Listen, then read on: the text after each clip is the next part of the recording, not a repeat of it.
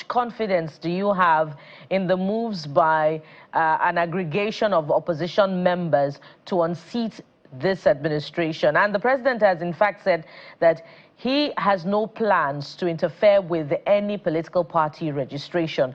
But we haven't heard anything from INEC as far as allegations that it is sitting on the registration of intending political parties. How do you weigh on these mix of issues? Number one, I find it ludicrous when I see Nigerian politicians running around claiming that they are forming coalitions. I find it ludicrous when the victims of their shenanigans begin to get excited on account of such shenanigans. Let me just put it that way. In reality, it is the victims, the Nigerian people themselves, who need to be looking to rally behind common interest and common causes.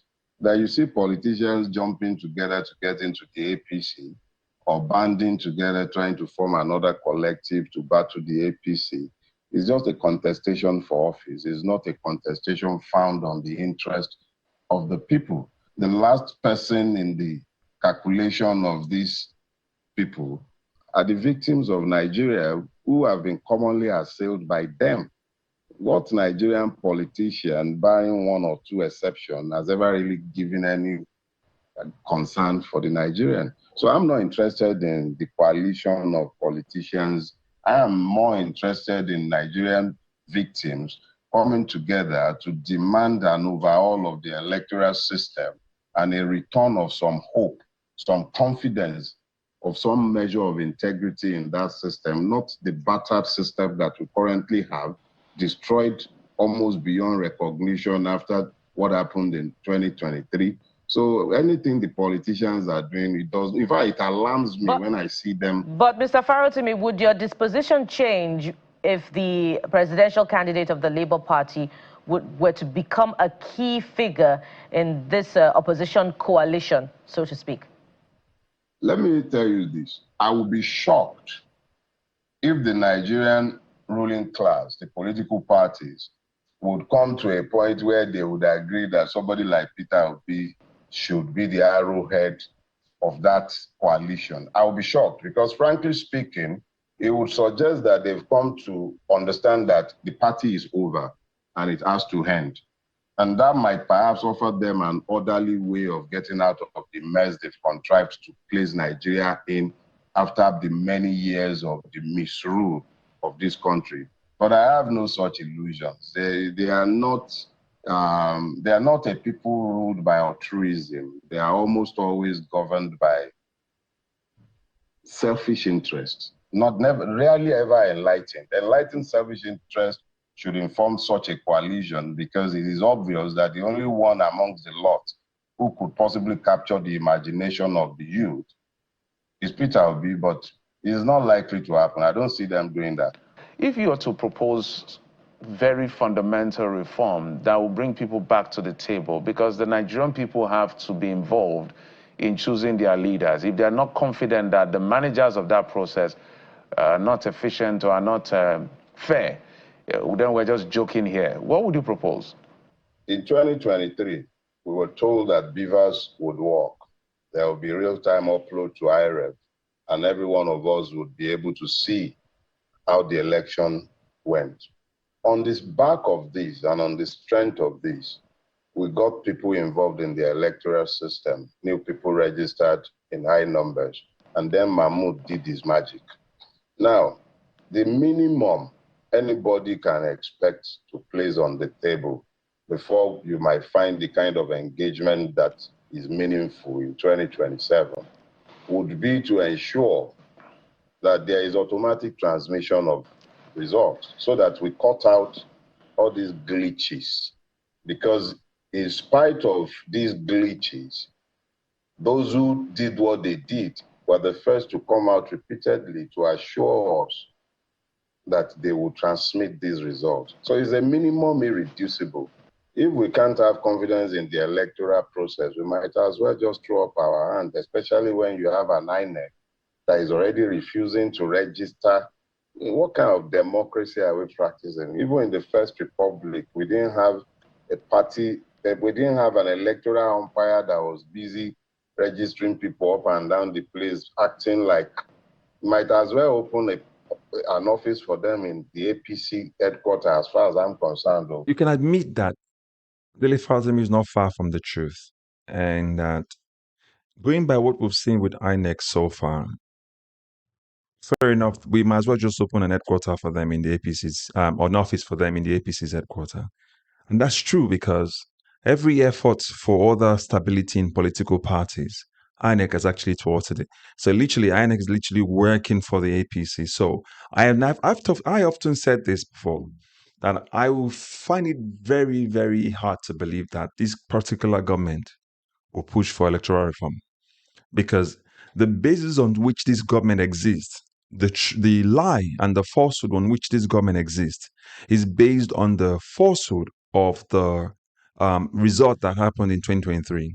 And to now tell them to overturn that and make sure that things are done right, it will mean to unseat them. And then we know by all means that there's no way Bola Tinubu wants to leave power. Okay, so, and I also share that belief from Dele Farotimi here that says that it will be shocked that the coalition will allow Peter Obi to spearhead the coalition to be the person that will be in charge of all the presidential candidate. Because you've often heard them say Peter Obi should come and be the running mate for Atiku. That's what they've been pushing. So I will also be shocked to see the likes of El-Rufai, Amaechi, Atiku, who are the ones spearheading this coalition, to say to Peter Obi, you can't be the head of this coalition. You're the one that the people is gravitating towards. In all sense of the word, it's the easiest thing to do is this coalition, because there's already somebody that Nigerians are gravitating towards in the first place, and that's Peter Obi. So what would have made more sense would be to say, listen, Peter Obi, go, we'll support you, we'll form this coalition, we'll back you. All this political party, SDP, whatever, ADC, whatever they are called, will back you. This is the coalition. The people are supporting you. So it's easier to unseat this government. But guess what? They don't want it. And that's what Dele Farotimi is talking about. It is hard to find this political class. Remember, Amaechi was part of Buhari's government. El-Rufai also was a chief campaigner for Bola Tinubu. So you can see that all of them is just about forming a coalition to remove a current Bola Tinubu, not because of they want to advance the cause for Nigeria. It's by their own selfish interests. That's why Dele Farotimi said that it's not about altruism here.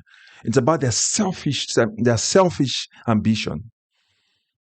So I will be shocked, like Dele Farotimi, to come out and say that, and Peter Obi, I believe, understands this trick already, to say they come to him and tell him that this coalition that we're forming, you're going to spearhead it. You're going to be this presidential candidate. Maybe you can get Baba Ahmed to be your vice, or somebody else from the north to be your vice. I doubt that's never going to happen. So Peter Obi might as well just sit tight with the Labour Party where he's at the moment, considering the fact that INEC is already frustrating them from registering new political party in the first place. You can see my point. So all of this coalition for me is about the contestation, like Dele Farotimi put it, contestation for office. It's not about, the Nigerian people. We already rally. Nigerians are already coalescing behind Peter Obi. So the easiest thing, like I said before, is to unseat Bola Tinubu with this hardship in the nation. The reason why Bola Tinubu and the APC are doing what they're doing, because they know they've caused fracas in the entire political spectrum. And they know that by dividing and conquering, they can win. So if you have this coalition here and Nigerians following Peter Obi on the other side, they know they've broken the vote and they can still rig the election and still be there in 2027. But you would think that the political class will understand that. Because at the end of the day, one thing they know is that once they don't defeat Bola Tinubu in 2027, they can then go back to the APC. So they played out their cards very well. So it's now left for us Nigerians and all this job we've been doing, especially the young Nigerians, all these jobs we're doing of talking and calling out government and calling out their falsehood. We have to continue. This sensitization, this call for electoral reform where we want automatic electronic transmission of election results that Peter for Nigeria is pushing. It's something we're all pushing. But I, for one, I'm not holding my breath for it.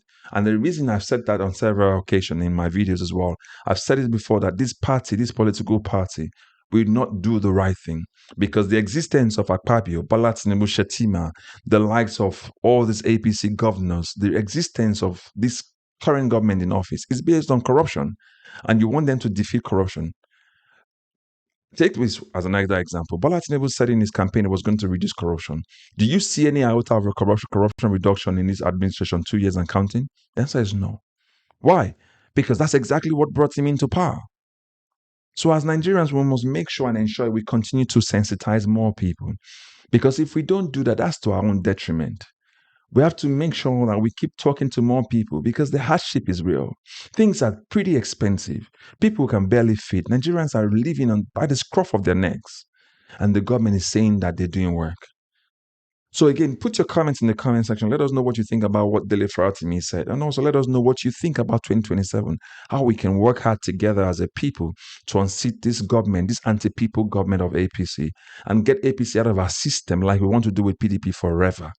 Again, as always, make sure you like, share, and subscribe, and also recommend this channel to others. I'll catch you up in the next video. Bye-bye for now.